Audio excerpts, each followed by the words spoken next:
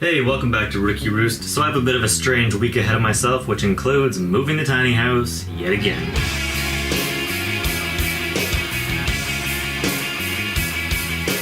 So if you're new here, my name is Sean, and this series follows the building of and life within an unfinished tiny house on wheels.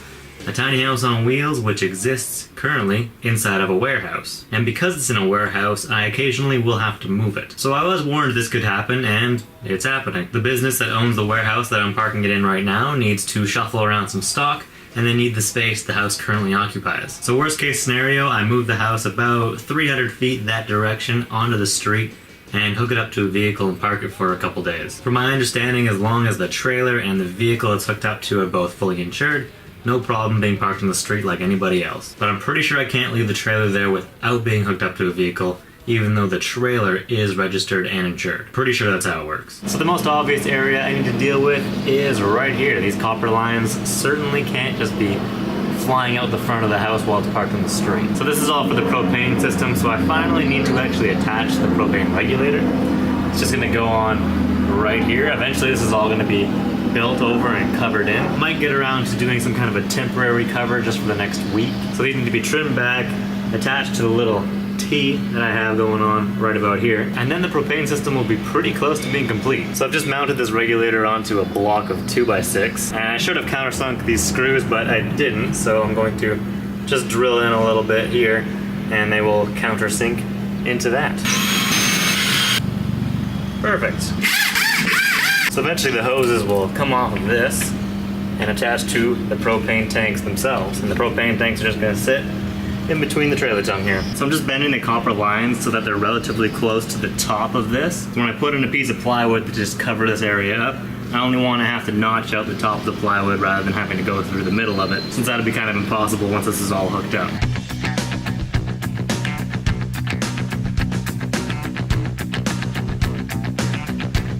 So what I'm going to be doing is just bending this one down to the bottom and actually coming straight up into it and having the empty port face that way. It's kind of nice that I have this. It's not a real T, it's like a three-way junction that they only gave me because the T's were out of stock. But it's actually going to work out the best for me. So I'm going to have this one come straight down, up and out, and this one's just going to go something like that.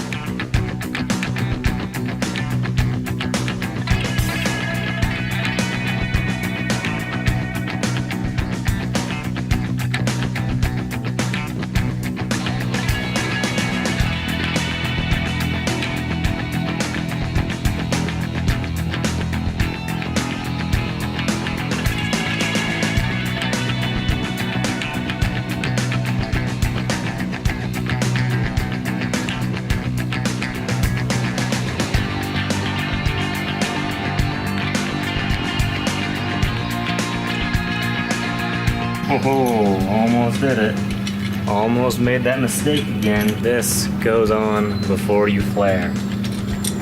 It has to.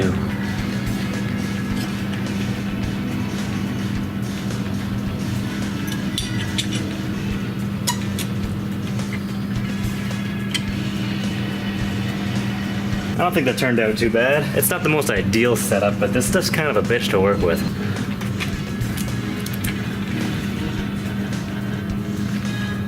This doesn't fit. All right, so I just got back from checking out the place that I'm gonna take the house next week. Someone very generous, just a few blocks away.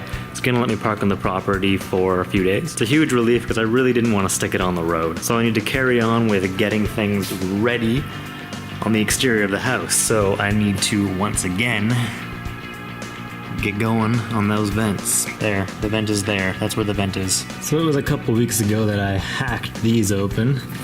And when I say hack, I mean hack. I mean, look at that. That's disgusting. So I definitely need to sand this up and give it another coat of paint. Kind of seal up that wood in there again. Not a big deal, but I don't have paint here. So it's time to go to Home Depot.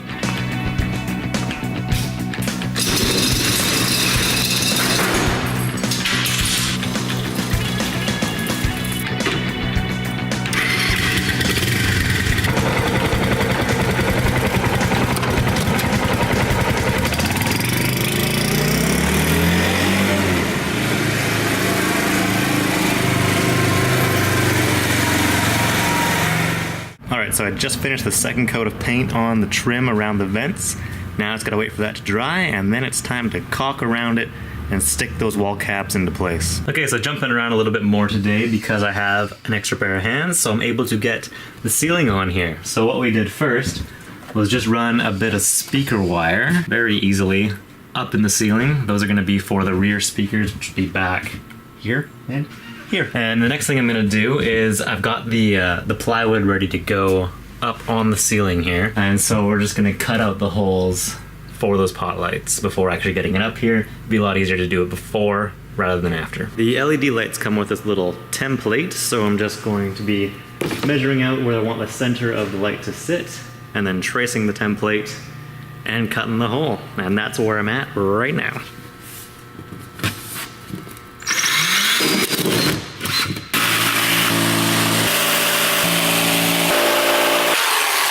That's one hole. Congratulations. Thanks. All right, I'm gonna do that 4 times. Okay, we've got the you don't want to be Okay, so I've got the holes cut into the first panel. It's gonna go up here. I wanna get that one up first, just in case I did something wrong and need to do something different on the other one. So I've got my lovely assistant here, and she's going to help me do this. Pretty cool, having a ceiling with lights in it. I mean, it has holes in it. They're the opposite of lights. Pretty cool, having a ceiling with some darks in it. There's gonna be a wall that goes on here, and there's gonna be the trim. The trim will hold it where it needs to be. Yeah, trim is structural. Trim fixes everything. So we put these green pieces of masking tape here to indicate where the cross beams were, which I'm screwing into, and it's working out pretty well. The masking tape is the exact same width as a 2x4, so pro tip, perfect. You're lying to the internet. I am not. So there it is, ceiling in place. It's going to be painted white, and all of these screw holes will be filled with either wood filler or plaster or something so you don't see them, I hope. And I've got lots of wire to work with for actually installing the light in here, so I need to make sure that this is actually going to work before doing the other one. Doesn't fit as tightly as I would have hoped. Ow! So we're going to install the ceiling around the ERV here, just above the kitchen. First thing I gotta do is just put a little strip just at the back here, because the other full piece that's going on is just gonna slide underneath the flange, or I guess above the flange, of the ERV right into place, but this would be a little awkward to get in afterwards.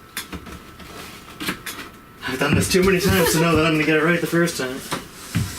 I feel like measuring it again, seeing what the hell happened. What is going on? All this measuring, it's just not working out. When I said I could have built 2 tiny houses, I meant I could have built 3 tiny houses. Hopefully not 4.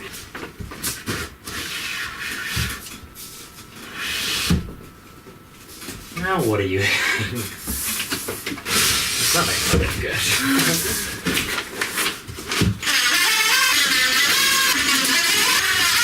So I'm gonna go outside and receive it. Alright, I also need to caulk it. Oh man. Okay, so now that the wall cap is attached to that styrofoam vent thing, I'm gonna go up here and caulk the wall cap onto the house. Using a ladder in its most safest of manners. Not awkward at all.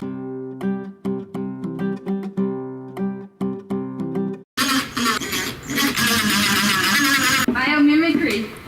Biomimicry. Biomimicry. So there it is, attached. I'm gonna put some caulking along the edge of it. Screws are on the inside, and this thing has a cover, which just screws in from the bottom. And that's it. ERV, getting closer to being done. Alright, so I've caulked all the way around this. It's just time for the cover.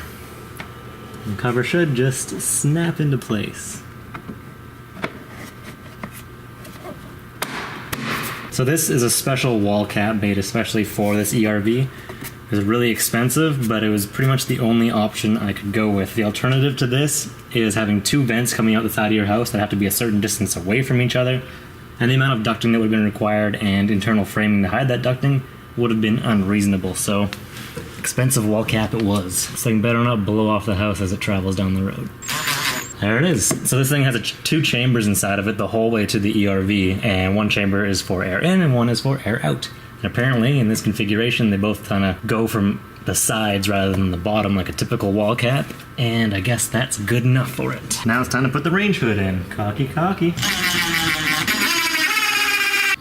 Flappy flappy works. This is a really cheap wall cap compared to especially that one. So I'm gonna caulk it up good. well. I'm gonna caulk it up well. It'll be sealed, it's not gonna be pretty. Oh well, it's the ugly side of the house anyway. Third and final one, this is the one that started it all. The bathroom fan.